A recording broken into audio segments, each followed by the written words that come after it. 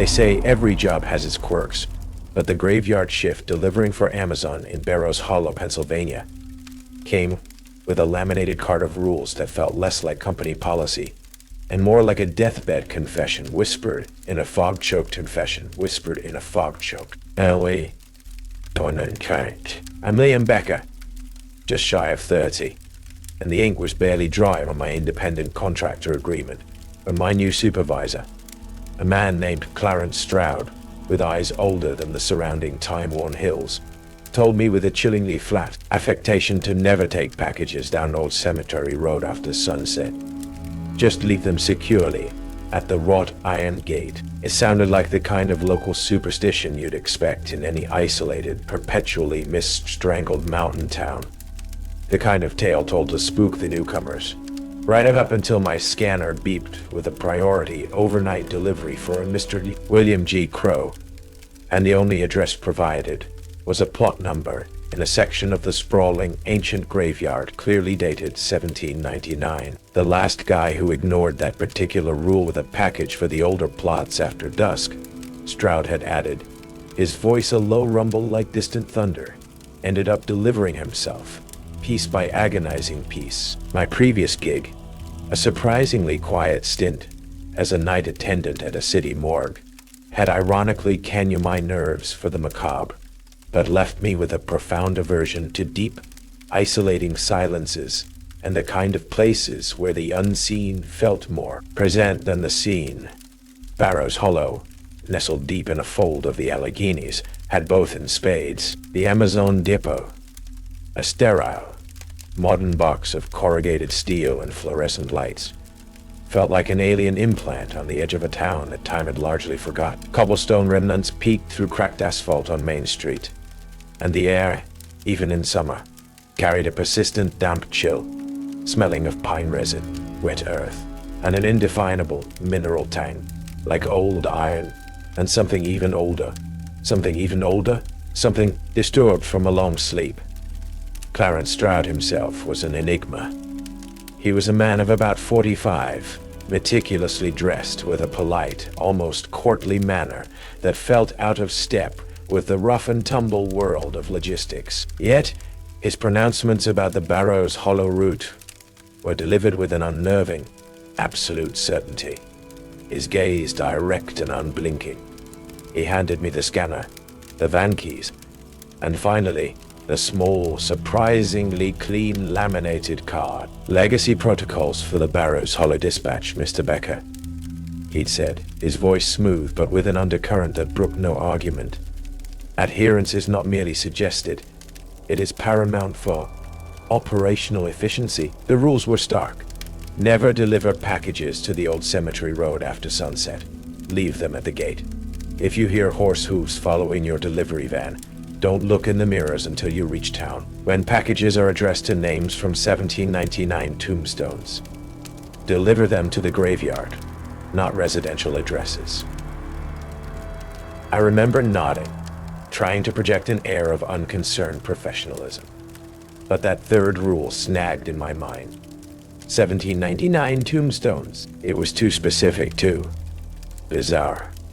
My first few shifts were a baptism by mist. The fog in Barrows Hollow was a living entity, rolling in from the heavily forested ridges, with an unnerving punctuality around 5 p.m., swallowing visibility and muffling sound, until the world shrank to the hesitant glow of my headlights. Old Cemetery Road was a narrow, unpaved track that veered off the main county route, disappearing into a dense, brooding stand of ancient oaks and hemlocks. Its entrance was marked by a pair of massive, ornate wrought iron gates, their black paint peeling to reveal rust like dried blood. They were always heavily chained, or so they appeared, with a new, incongruously modern Amazon Dropbox bolted to one of the granite gateposts.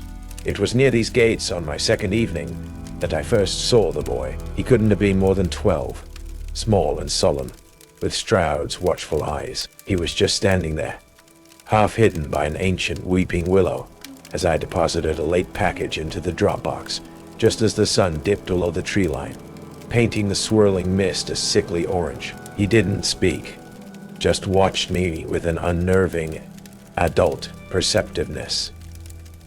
Later, Stroud casually mentioned him. "Ah, that would be my son, Ezra. He feels a connection to this place. A family trait, you might say." One of the last packages on that first normal run, before the truly strange ones started appearing, was a small, unassuming brown box addressed to a farmhouse on the far side of the valley. As I picked it up from the sorting shelf in the depot, it felt unnaturally cold, despite the stuffy air, and I could have sworn, for the briefest of instants, that I heard a tiny, dry tap, tap, tap from inside, like a single fingernail patiently tapping against the cardboard. I shook my head, blaming the long hours and Stroud's unsettling rules. It was just a package. It had to be. The rule about Old Cemetery Road and Sunset became a non-negotiable part of my routine. If the scanner routed me that way as the light began to fail, the package went into the drop box at the gate. Period. The air around those gates always seemed a degree colder, the silence more profound, broken only by the sigh of the wind through the ancient trees that guarded the necropolis beyond. The mist here was thicker too, coiling like spectral snakes around the moss-covered stones I could just glimpse through the ironwork. One evening, as I was securing a package in the box, the label bearing a faded, almost illegible name, Josiah P., with no surname, the address simply Barrows Hollow, I saw Ezra Stroud again. He was perched on one of the low stone walls flanking the gate, idly kicking at a loose stone.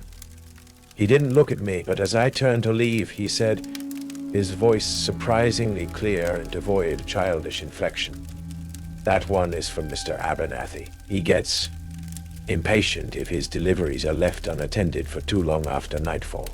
He then pointed to a different, much older-looking parcel, already deep inside the Dropbox. One I hadn't put there. That one. He particularly dislikes the damp. How he knew the contents or the recipient's supposed preference, I had no idea. I didn't ask. Some doors, as my morgue experience had taught me, were best left unopened. The Hoofbeats started on a Tuesday. I was on a particularly isolated stretch of Route 9. A winding two-lane blacktop that snaked through a densely wooded ravine, miles from the nearest habitable structure. The fog was a suffocating blanket, my headlights barely punching a few feet into the gloom. It was well after 9 p.m., and then I heard it. Clop, clop, clop, clop. The unmistakable rhythmic cadence of shod hooves on pavement. It was close, directly behind my Amazon van. My blood ran cold. There were no farms out here, no stables, no bridle paths marked on any map. I fought the instinctive urge to check my rearview mirror. Rule 2. If you hear horse hooves following your delivery van, don't look in the mirrors until you reach town. Flashing like a neon warning in my brain, I sped up. The hoofbeats sped up, maintaining their unnerving proximity. I slowed down. They slowed down, never falling back, never overtaking. Just there. A persistent ghostly escort. The interior lights of the van flickered erratically. A sudden, inexplicable gust of cold air, smelling strongly of damp wool, old leather, and something else. Something metallic and sharp, like old bloodstains on a rusty blade, swept through the cab, even though the windows were tightly shut against seed. Even though the windows were tightly shut against the chilling mist. My skin crawled. I gripped the steering wheel, my knuckles white, focusing on the small patch of road illuminated by my headlights, praying for the distant glow of town. The next morning, shaken and underslept, I had to pick up a certified mail hold from the Barrows Hollow post office. Mirabelle, the postmistress, was a refreshingly normal, pragmatic woman in her late 20s. Her cheerful gossip usually a welcome antidote to the town's oppressive atmosphere. She took one look at my pale face and the dark circles under my eyes. "You look like you've seen a ghost, Liam," she said, her usual breezy tone tinged with concern. Hesitantly, I told her about the Hoofbeats. Her smile faltered. Harold Lott, the driver on this Amazon route before you. He quit without notice about 6 months back. Said almost the same thing. Hoofbeats out on Route 9, and he got real spooked about looking in his mirrors. Claimed he saw things that should be there. She leaned closer, her voice dropping. And this is the really weird part, Liam. About a week before Harold quit, late one night, I was driving home from my sister's. Had to take a detour that brought me past the old cemetery road. And I swear, I saw your van. Well, a van just like it, parked inside the cemetery gates, parking lights on, just sitting there. I slowed down, thinking someone was in trouble, and I saw a figure in the driver's seat. It looked like you, Liam, best I could tell in the mist, but you were just staring straight ahead, like you were sleepwalking or in a trance. It gave me the absolute creeps. I sped off. Next day I asked you if you'd been out there, and you said you were on a delivery run clear over in Miller's Creek, miles away. I had no memory of any such event. Miller's Creek was indeed on my route that night. A cold dread, sharp and sickening, uncoiled in my stomach. Later that day, while cleaning out the cab of my van, a futile attempt to restore some normalcy, I found it. Tucked down between the driver's seat and the center console, glinting dully in the weak sunlight, was a small, antique brass button. It was heavy, yovno old, with a faded, intricate design of a prancing horse. The kind you'd see on a colonial-era military coat or a riding habit. I'd never seen it before in my life. The arrival of the 1799 packages began subtly. At first, it was just 1 or 2 a week, interspersed with the usual tide of prime deliveries. They were always distinctive, smaller, often oddly shaped, wrapped in plain, rough brown paper that felt brittle and ancient to the touch, and tied with coarse, old-fashioned twine. The labels were the most unsettling part, handwritten, not printed, in an elegant, spidery copperplate script that looked like something lifted from a museum. Exhibit. The ink was faded, a rusty brown. One morning, there were 3 such parcels waiting for me in my designated loading bay at the depot. One was addressed to a Mr. William G. Crow, another to a Mistress Abigail Thorne, a third, a long, thin package that felt unnervingly like it might contain a rolled scroll, or perhaps bones, was for the Reverend Ebenezer Piety. The delivery address on each was identical. Starkly simple. Barrows Hollow Cemetery. Plot and number? The plot numbers, when I cross-referenced them later on a faded, almost illegible cemetery map I'd found tacked to the wall in the local historical society. A dusty one-room affair run by a woman who looked as old as the headstones, corresponded to the very oldest section, the one clearly marked Est, 1799, Rule 3.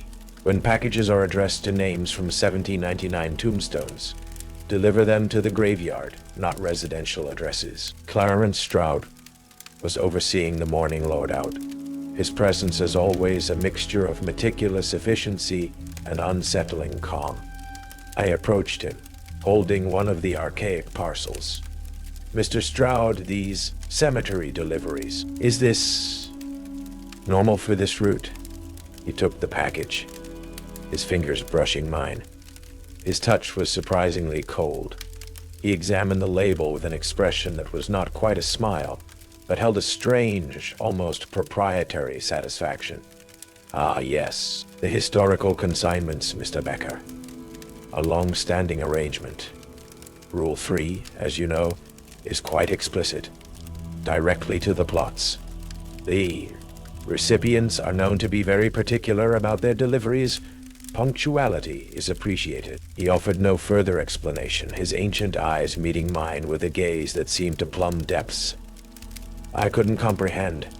My first daylight delivery directly into the cemetery was an exercise in controlled dread. The massive wrought iron gates, the ones I'd always seen heavily chained, creaked open with a surprising, almost sighing ease when I pushed against them.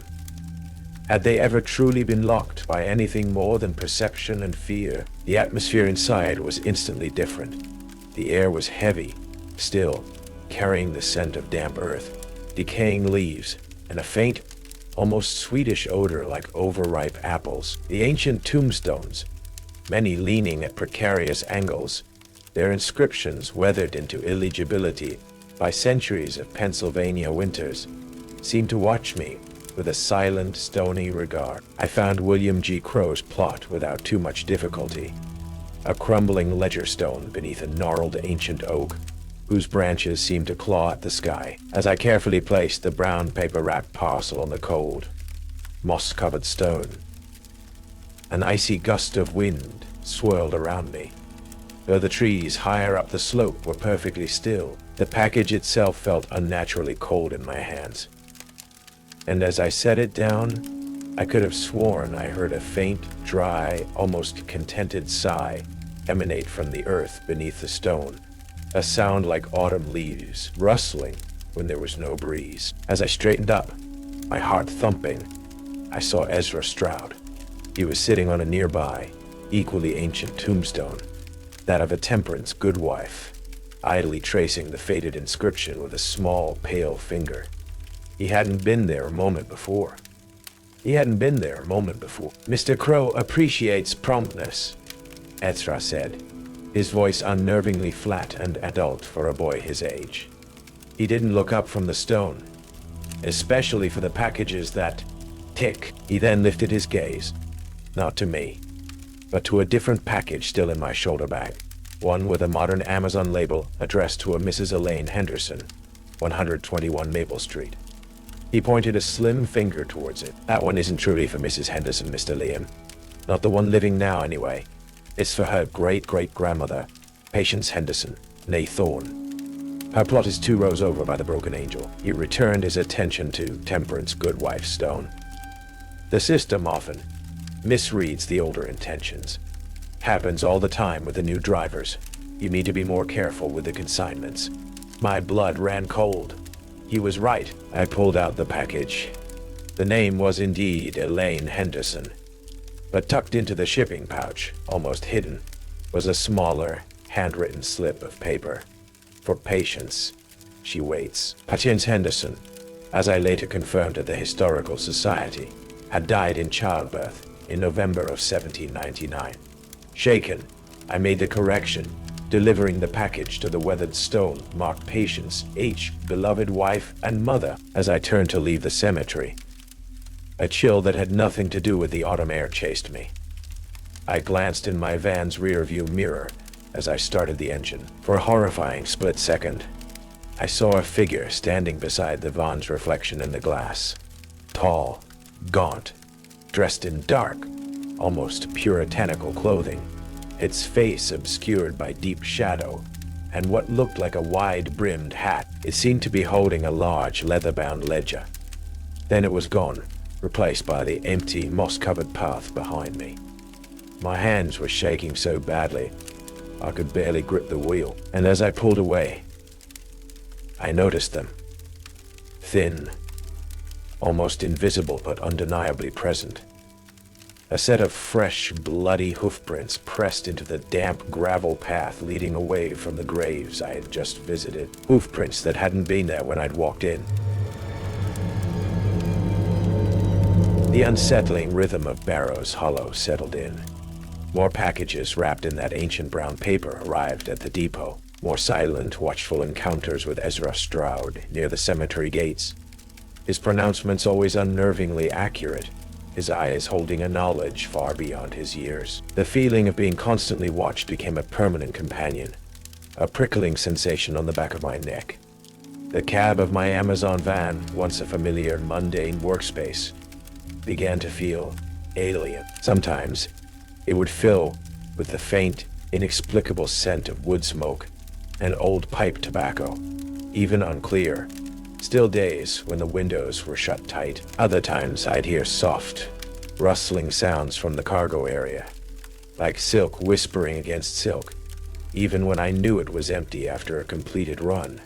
Mirabelle, the postmistress, must have seen the growing dread in my eyes. One afternoon, when I stopped in to pick up a hold, she quietly pressed an old, battered driver's logbook into my hands. "Found this in the back, Liam," she'd said, her usual cheerfulness subdued. "Belonged to Harold Lott, the guy before you. Thought you might want to see it. Be careful, okay?" Harold Lott's logbook was a descent into madness. The early entries were standard: mileage, delivery times, complaints about the treacherous mountain roads. But as the dates progressed, the handwriting grew more erratic, the entries more frantic, more paranoid. October 17th. Hoofbeats again last night. Closer this time. Damn fog so thick I couldn't see my own hood ornament. Swear I saw him in the side mirror. No eyes, just black sockets. Riding that damn coal-black horse. Unstalled for 10 minutes on Old Mill Road, November 2nd. Packages are starting to whisper. Not kidding. Picked up one for a Silas Blackwood today. Address was just the Weeping Willow, Barrows Hollow Cemetery. Box was cold as death, and it was humming and whispering Silas' name, not the name on the label, the name it wanted. November 10th. Delivered to Mistress Temperance Fry today. Left her package on the stone. Felt her breath on the back of my neck as I walked away. Cold, like winter, and smelled of grave dirt. Hence, but the most chilling entry, the one that made my own blood freeze, was dated December 5th, 1997. A few months before Harold Lott's official date of death. The mirror. Christ, the mirror. Best checking my blind spot, turning onto Cemetery Road. Still daylight, thank God. And I saw myself driving, but it wasn't right. It was me, but older, grier, face all drawn and terrified. And I was delivering a package to my own goddamn tombstone. It was already there in the reflection. Name clearly carved. Harold T. Lott, D. February 1998. But I am writing this in December of 97. It showed me my own death. Mira had quietly informed me that Harold Lott had died in a single-vehicle accident on Old Cemetery Road in early February 1998. His Amazon was found crashed against one of the ancient oaks near the gate, empty. His body was never found inside it or anywhere else. The logbook became another unwelcome passenger in my van. Then came the ticking package. It arrived on a Friday, late in the afternoon shift. Another brown paper parcel, unusually heavy for its modest size. Addressed simply to Jedediah Poole, CO Barrows Hollow Cemetery main gate. As I loaded it, I heard it. A faint, steady, rhythmic tick-tock from within. Not like a clock. Softer, more organic, almost like a hidden, frantic heartbeat. I was running dangerously behind schedule, a series of unexpected road closures. Due to a minor rock slide had pushed all my deliveries back. Sunset was approaching fast, the sky already turning that bruised, ominous purple that signaled the thickening of the Barrows Hollow mist. I was still miles from the cemetery. Rule of 1 screamed in my head. Never deliver packages to the Old Cemetery Road after sunset. Leave them at the gate. But the ticking, it was growing louder, more insistent, more urgent. It frayed my nerves. An insistent, internal pressure building with each beat. A stupid, reckless thought formed. The rule said deliver to the road. What if I just drove a little way down? Not all the way to the plots, just far enough to toss it over the gate. Not technically delivering to the road after sunset, just facilitating its arrival. It felt like a dangerous, lawyerly distinction. The kind of loophole that places like Barrows Hollow would swallow whole and then spit out your bones. Against my better judgment, fueled by the unnerving ticking and the rapidly fading light, I made the turn onto the dark, tree-lined Old Cemetery Road. My headlights, already struggling against the encroaching fog, landed on the wrought iron gates, and my heart plummeted.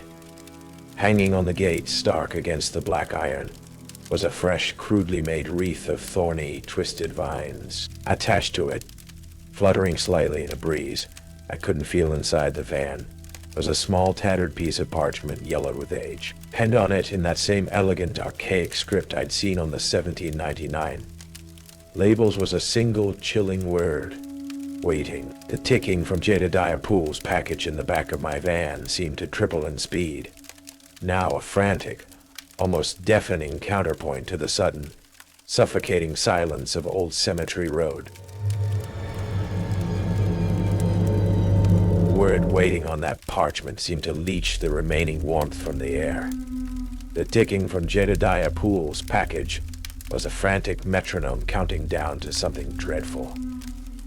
My headlights carved a weak tunnel through the oppressive fog that now swirled around Old Cemetery Road like a living shroud, so thick I could taste its damp, earthy bitterness. The ancient oaks on either side of the narrow track loomed like skeletal sentinels, their branches gnarled and grasping.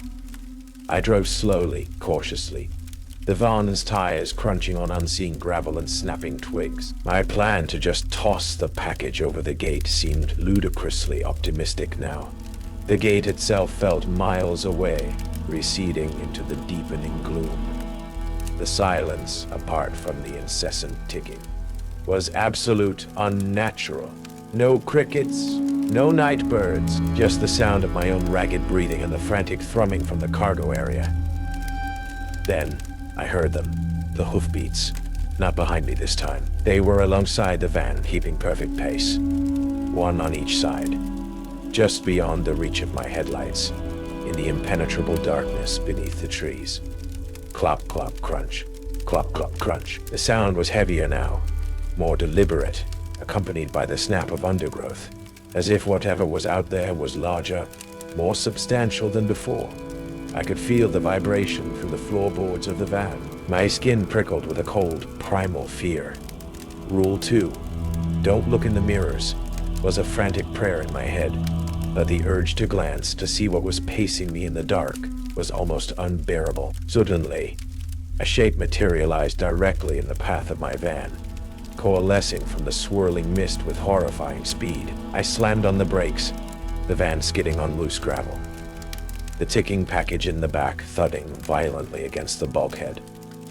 It was a horse, a massive black destrier, its eyes like glowing coals in the fog, its breath pluming in the chill air, and on its back sat a figure, the Hoofed Courier, as described in Harold Lott's tormented journal.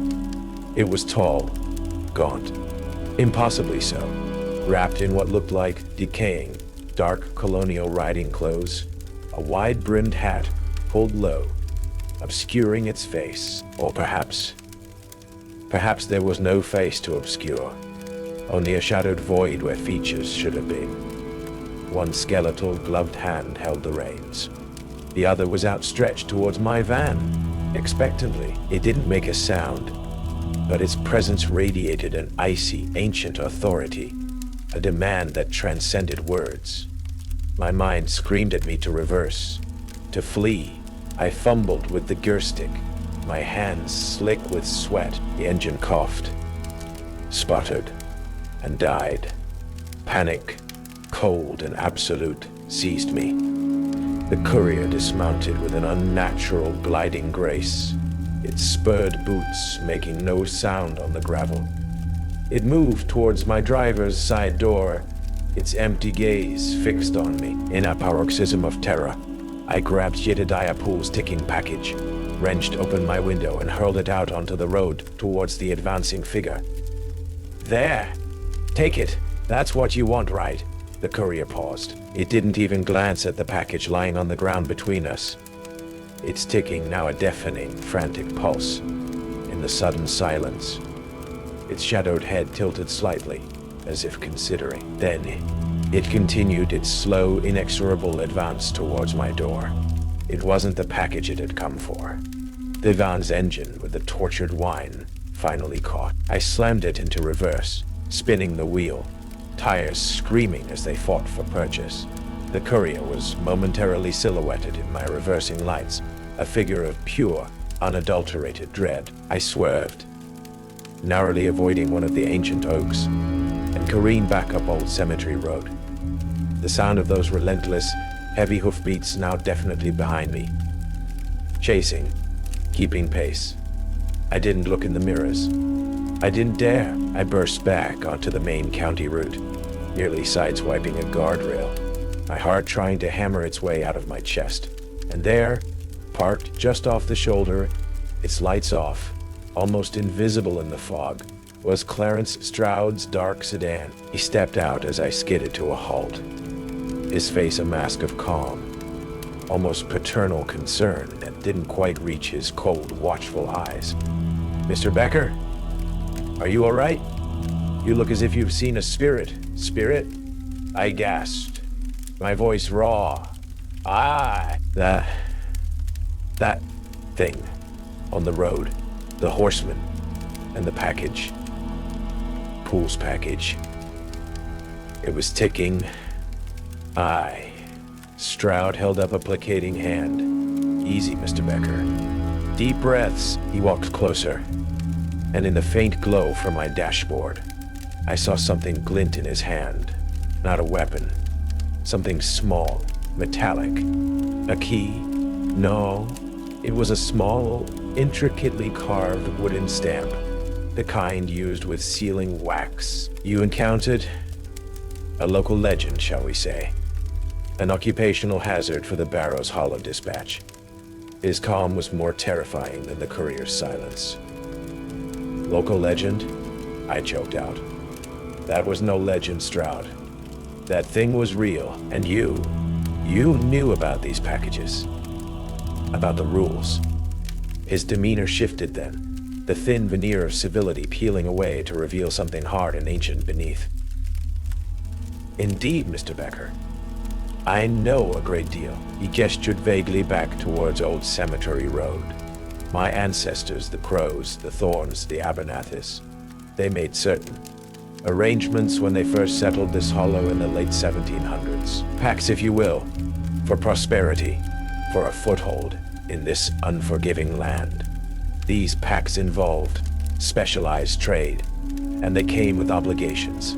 A periodic settling of accounts." "Accounts?" I whispered, a horrifying understanding dawning. "With what?"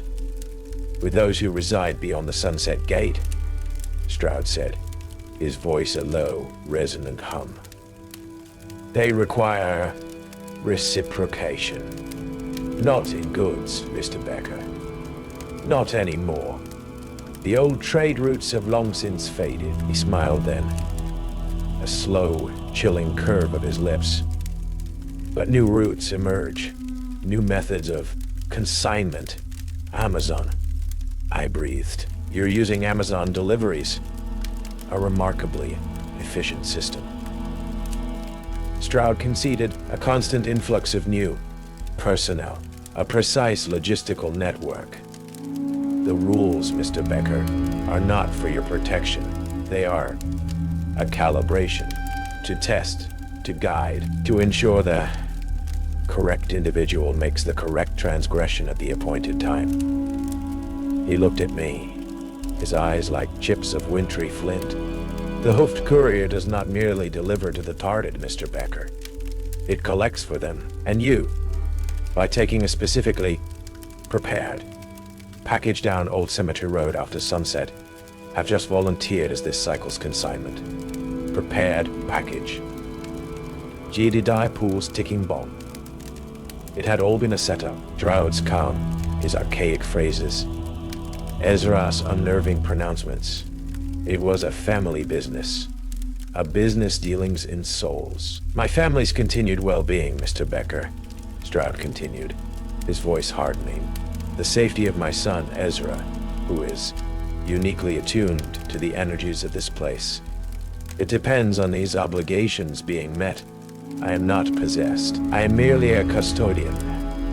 A desperate one, perhaps, but a custodian nonetheless." As he spoke, two more figures materialized from the dense fog on either side of his car. Locals, hard-faced men with the same watchful, ancient eyes as Stroud. They moved with a quiet, purposeful menace. "You can't do this," I said, my voice trembling but defiant. Stroud almost looked sad. "I'm afraid, Mr. Becker, the dispatch has already been made." "Dispatch has already been made. The courier has been summoned for a specific collection." He nodded to his associates. "It would be untidy for you to deviate from your appointed route now." They moved towards my van. This wasn't just about supernatural horror anymore. This was a human conspiracy, ancient and deeply rooted, using modern tools to serve a timeless, malevolent purpose. My mind raced, a chaotic jumble of fear and adrenaline. Stroud and his men were closing in, their expressions grim, resolved. Behind me, I could still feel the oppressive presence of Old Cemetery Road, the lingering chill of the Hoofed Courier. I was caught between the mundane malice of men and the ancient terror of the Hollow. Harold Lott's journal. Mirror showed me. Me, but older, Grier, delivering a package to my own goddamn tombstone. And Ezra Stroud's words. "The horseman only takes the one who carries the marked package past the threshold after the bell tolls." The marked package. Jedediah Poole's ticking parcel was still lying back on Old Cemetery Road. Had throwing it out broken the immediate connection? Or was I now the marked package? "The threshold," I muttered, thinking aloud. "What threshold? The cemetery gate. And what bell?" Stroud paused, a flicker of surprise in his cold eyes. "Impressive, Mr. Becker. You glean quickly." He almost smiled. "The bell is metaphorical, mostly. An alignment. A specific confluence of time and receptivity, which you, I'm afraid, have just perfectly achieved." His men were at my doors. I had one chance. My van, my only weapon, my only escape. I slammed the gear shift into drive, not towards the road, but fishtailing, cutting the wheel hard, aiming for the narrow gap between Stroud and one of his advancing men. The man yelped and jumped back. Stroud, with surprising agility, sidestepped, his face contorting in fury. The van's tires spun, spewing gravel and mud, then caught. I roared past them, back onto the main road, but not towards town. I went deeper into the mist-choked backcountry, away from Barrow's Hollow proper, taking a winding, little-used logging trail I vaguely remembered from my route map. Stroud's sedan peeled out after me, its headlights twin spears in my rearview mirror. This was no longer a subtle manipulation. This was an outright pursuit. The logging trail was treacherous, slick with wet leaves and unseen ruts. My Amazon van, not built for this, bucked and complained. Branches scraped against the sides, sounding like skeletal fingers. The fog was a disorienting wraith-like presence, constantly shifting, revealing and concealing the narrow track ahead. And then, Ezra Stroud was there. He was standing at the side of the logging trail, almost invisible in the mist, his small figure unnervingly still. How had he gotten here? As I sped past, he didn't flinch. He just looked at me with those ancient, knowing eyes and held up something small and dark. A package, wrapped in plain brown paper, tied with twine. Smaller than Poole's, but an exact replica in style. "You dropped this, Mr. Liam." His childish voice, yet carrying an unnatural resonance, seemed to pierce the roar of my engine. "The courier prefers a complete manifest." In my rearview mirror, I couldn't help but glance this time, a desperate, fleeting look. I saw Stroud's sedan skidding to a halt beside Ezra. Stroud leaned out, speaking urgently to his son. Ezra simply pointed down the trail after me, then handed his father the small, brown paper-wrapped package. Stroud took it, his expression unreadable in the swirling mist. The Hoofed Courier. It wasn't just about my transgression. It was about a designated marked package. Poole's package was still back on Old Cemetery Road. But now Stroud, in his pursuit, was carrying a new, identical offering, given to him by his own son, The boy who was uniquely attuned. Could it be that simple? Could the curse, the obligation, be so transferable if the conditions were manipulated just right? The logging trail was becoming almost impassable. My van bottomed out with a sickening crunch. Ahead, the trail seemed to simply dissolve into the dense, fog-shrouded forest. A dead end. Stroud's headlights were gaining. I had one last, desperate idea. A wild gamble, based on Ezra's words, and the courier's apparent adherence to its own grim protocols. I still had one undelivered package in the back of my van. A normal, modern Amazon box for a residential address miles away, forgotten in the chaos. Stroud sedan fishtailed to a halt, a dozen yards behind me, its headlights pinning my disabled van. He got out, the small brown paper parcel Ezra had given him clutched in one hand. His two associates flanked him, their expressions grim. The fog swirled around them, making them appear like apparitions themselves. "Nowhere left to run, Mr. Becker," Stroud said, his voice calm, almost regretful. "The courier will be here shortly. It senses the imbalance.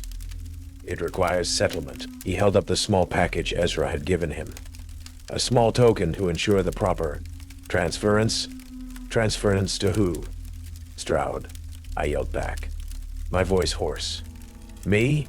Or the one holding the offering when it arrives?" A flicker of uncertainty crossed Stroud's face. "The rules are ancient, Mr. Becker, but clear. The one who transgresses, who invites the courier onto consecrated ground after the appointed hour, is the one who pays the toll. But Poole's package, the one I carried, is still back on Cemetery Road," I countered, stalling for time, my hand reaching into the cargo area behind my seat, fumbling for that last, forgotten Amazon box. "You're the one holding a marked package now. Near what I'd call pretty consecrated ground, wouldn't you? Given how old these woods are." The distant, unmistakable sound of hoofbeats, heavy and rhythmic, began to echo through the fog-choked forest.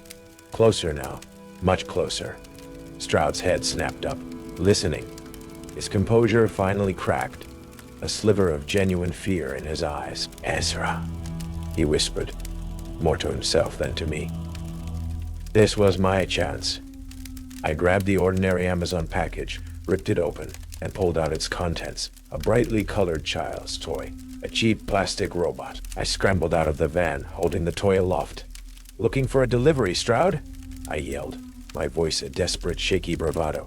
"Or is the courier looking for this specific consignment you're holding?" The Hoofed Courier materialized from the mists then, not on the logging trail behind Stroud, but from the dense woods to his side, its spectral horse stepping silently over fallen logs, its eyeless gaze fixed not on me, but on Clarence, Stroud, and me, the small brown paper parcel in his hand. Stroud froze, his face ashen. His two associates backed away slowly, their bravado evaporating in the face of the truly supernatural. "No," Stroud breathed. "No," Stroud breathed. "Ezra." He wouldn't. "The pact protects my line. Maybe Ezra's more attuned to the courier's rules than yours, Stroud." I shouted. Maybe he just ensured the manifest was complete, in the hands of the one who was truly extending the invitation tonight. "You, by chasing me out here with it." The courier dismounted, its movements fluid and unearthly. It glided towards Stroud, its skeletal hand outstretched. Not for the package yet, but as if to take Stroud's arm to escort him. Stroud, in a final act of desperate self-preservation, did the unthinkable. He shoved the brown paper parcel into the hands of one of his stunned associates. "Here, you take it. Settle the account." The courier paused, its shadowed head tilted, as if considering this new development. The associate, his face a mask of terror, fumbled the package, dropping it to the damp earth. And in that moment of confusion, of transferred obligation, I ran. I didn't run towards the road. I plunged deeper into the woods, away from the van, away from Stroud, away from the courier, and its terrible ancient business. Behind me, I heard a choked scream, then the triumphant, otherworldly whinny of a horse, and then a silence that was more profound and chilling than any sound. I stumbled through the forest for what felt like hours, the fog my only companion, until I finally collapsed on the edge of a deserted state highway as the first gray light of dawn broke. Clarence Stroud was never seen again, nor his two associates. Ezra Stroud was placed in foster care, a quiet, unnervingly self-possessed child who told the authorities his father had simply gone on a very long delivery. The Amazon depot in Barrows Hollow was shut down, the routes absorbed by a larger distribution center miles away. Old Cemetery Road remains on the maps, a forgotten track leading to a place best left to its silent, ancient inhabitants. I don't deliver for Amazon anymore. I drive a long-haul rig now, sticking to brightly lit interstates, avoiding rural Pennsylvania like the plague. But sometimes, late at night, when I'm alone on a deserted stretch of highway and the fog rolls in unexpectedly, I hear them. Faint, distant, but unmistakable. The rhythmic clop-clop of shod hooves on pavement. I never look in my mirrors. I just grip the wheel tighter and drive faster towards the distant, welcoming lights of town. And every so often, when I check my manifest for a cross-country run, I find an anomaly, a small, unmarked parcel, addressed in an elegant, archaic script to a name I don't recognize, with no return address, no scannable barcode. Its destination simply listed as awaiting collection. It's always cold to the touch, and if I listen very, very carefully, I can just make out a faint, rhythmic tap, tap, tap from within. I always leave those packages at the next truck stop on a bench, under a flickering light, unclaimed, undelivered, unclaimed, undelivered, because some dispatches are best left unmade, some accounts are best left unsettled, and the memory of the courier's eyeless gaze is a price I'm no longer willing to pay.